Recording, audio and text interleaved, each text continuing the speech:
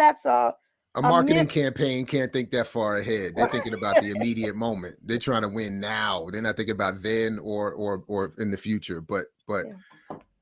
Diallo, Geechee, anybody want to jump in, raise any questions, comments?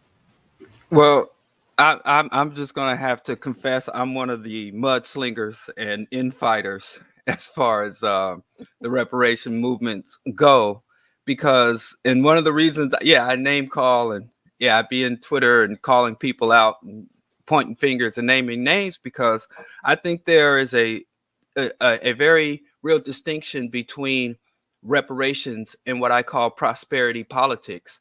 There's a faction of reparations that seek to embrace U.S. patriotism, U.S. imperialism, and capitalism, and their movement is nothing more than to give Black people the revenue, the capital, to fully engage with the U.S. economy as it exists, without any calls for true justice, and even to the point where they openly call for xenophobic policies against Africans of the other Africans of the diaspora of Latin America and the Caribbean, and Africans from the continent, separation, exclusion, and a strict policy enforced hierarchy that prioritizes Africans born in America against and above Africans from other parts of the globe.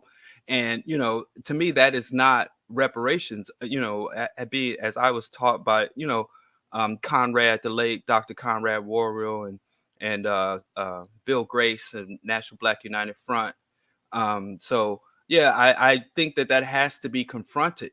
I don't even see a place for common ground. So maybe I'm wrong about that there can be common ground with literally Black capitalists and Black imperialists and Black patriots of the U.S. status quo. But when they claim they're fighting for reparations for Black people, I think they are harming and distorting the struggle as opposed to contributing to it. Well, brother, I think we're on the 100% same wavelength here. I agree with everything that you are saying, and there's a lot of confusion going on out there, and a lot of that confusion um, is emanating from exactly those issues that you are speaking of, and the people who are spouting those issues. So, and let me just say, I am speaking specifically about ADOS and Foundational Black America, FBA, ADOS, and people of that ilk specifically, who I think are trying to hijack the reparation struggle. I think though, if and Geechee, jump in, I'm not bad, but if there is a difference at all between the two of you, if at all, it would be around the issue of mudslinging, right, or name calling, right? Diallo maybe gets a little more, you know, hands on, you know, virtually hands on, and I don't know, whatever the phrase would be. So let me just say. But they do ask for it, though. I mean, I'm in general, I'm with you, Nikichi. But they woo, they get grimy with it. Anyway, well, sorry. what the thing is that I'm on the internet, and people don't know who I am, but they see my name, Nikichi Taifa, and they attack me solely because I thought I was from Nigeria. Because my first name is a Nigerian name, even though I don't pronounce it the way they pronounce it in Nigeria. That's another issue. But I was attacked viciously on the internet solely because of my name. And I will say, Brother Giallo, I chose not to respond because, you know, that went on for about a month. If I had responded, it'd probably still be going on today, back and forth, back and forth, back and forth. So I salute you for standing up for the rights. My position is let my work speak for myself. Okay. And yeah. No, right on. Well, yeah, I've experienced the same thing being Diallo Kenyatta. I was born and raised in Kansas City, Missouri, and my ancestors came over like on the Mayflower damn near.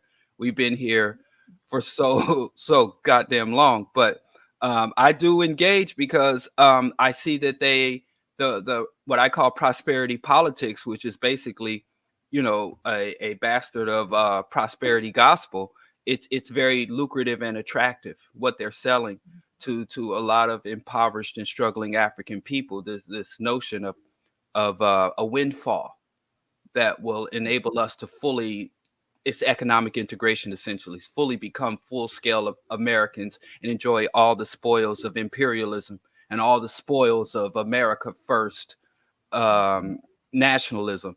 And so I think it has to be challenged directly and aggressively, because it is a contamination or an infection, ideological infection. But I do respect, trying to stay above the fray. But yeah, I'm gonna go ahead and hold that. Yeah, I sling mud. I swing back. Yeah. And actually, I was really talking about the mudslinging coming the other way, not the righteous. But let me, yeah, yeah. And yeah, Geechee, go ahead. Yeah. Yeah, I wanted to know if you are you familiar with the Jackson and Kush plan in Mississippi? I'm not familiar with what's going on now, but back in the day when Brother Amari was there, and I was working very closely with Provisional Government of the Republic of New Africa, we helped to envision the whole Kush. This was long before Chokwe became mayor of Jackson, Mississippi. This is back when everybody was all in the same fray, and we were talking about an independent Black nation state, starting with the Kush district, which was Jackson. So you can elucidate me with respect to what's going on today. I've kind of been not close to those issues for a while. No, I was just mainly curious, like kind of your overall thoughts about it. I know, like if you work with the father and then now the son, which many say is definitely not his father. Just was curious about your thoughts about it. Mm-hmm. Okay, so let me just say this. One of the things that's hardly never talked about when we deal with reparations, and it wasn't talked about in the California, which I will say that report, it was much more comprehensive than I thought it was going to be. In fact, I'm very impressed with it in light of all the craziness that had been going on. But one of the things that's really talked about is one of the tenets of reparations is the right to self-determination. The right for us to determine as a people what we want for our political destiny. After the end of